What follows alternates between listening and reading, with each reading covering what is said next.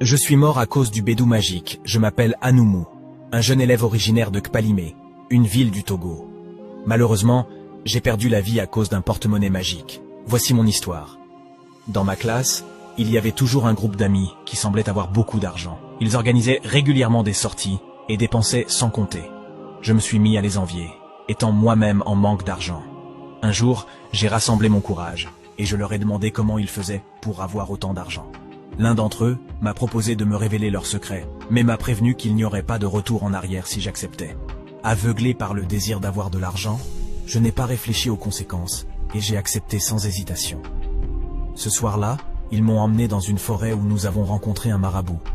Il m'a demandé de frapper ma poitrine 3 fois, puis d'ouvrir ma main. À ma grande surprise, 3 pièces sont apparues dans ma paume. Ensuite, j'ai placé ces 3 pièces dans une calebasse, comme on me l'a demandé.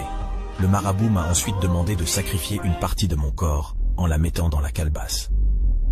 J'ai pris la décision de sacrifier mon doigt. Après cela, je suis rentré chez moi et je me suis couché. Au réveil, j'ai constaté que mon doigt avait disparu, mais j'ai découvert 100 000 francs dans mon porte-monnaie. Je n'arrivais pas à croire ce qui venait de se passer.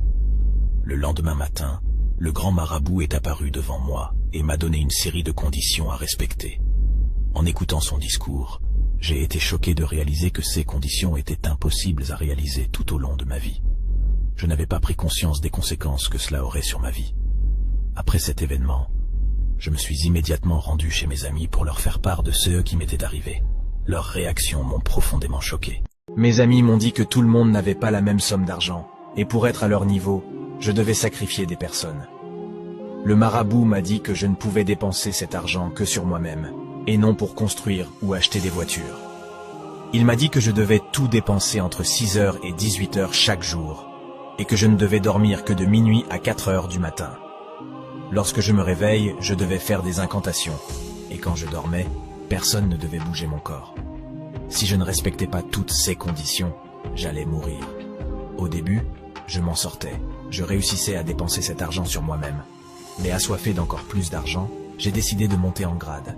Pour ce faire, je suis sorti avec plusieurs filles, et, lors de nos rapports, je prenais toutes leurs étoiles, ce qui augmentait ma richesse. Cependant, plus j'avais d'argent, plus de nouvelles conditions s'ajoutaient. C'est à ce moment-là que j'ai compris que le diable ne nous révèle jamais tout. Certains de mes amis étaient incapables de suivre les nouvelles règles, et beaucoup d'entre eux sont morts. De mon côté, j'ai continué à avoir des relations avec plusieurs filles pour me ressourcer. Un jour, le marabout est apparu dans ma chambre à 4h30 du matin. Il m'a dit qu'il avait besoin de sang pur, plus précisément celui de ma mère. Ma mère était tout pour moi, même si elle commençait à se douter de la source de mon argent, et me demandait toujours de me confier à elle.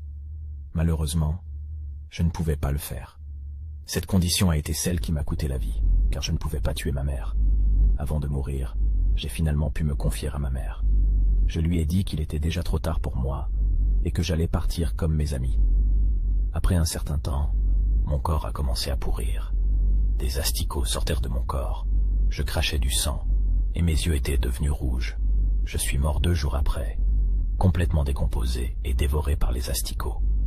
Mon histoire est un rappel de ne pas se tourner vers l'argent facile et les solutions magiques pour devenir riche.